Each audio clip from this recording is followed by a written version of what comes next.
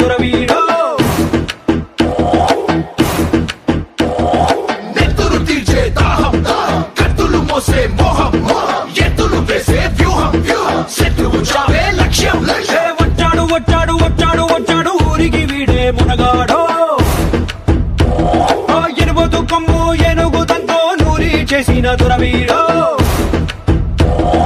వెంకడు చేసిన సంకటి అంటే ప్రాణో ఇస్తాడు వంకర టింకర యాశాలేస్తే పేగులు కోస్తాడు గందరగోళం గొడవలు చేస్తే కత్తే చూస్తాడు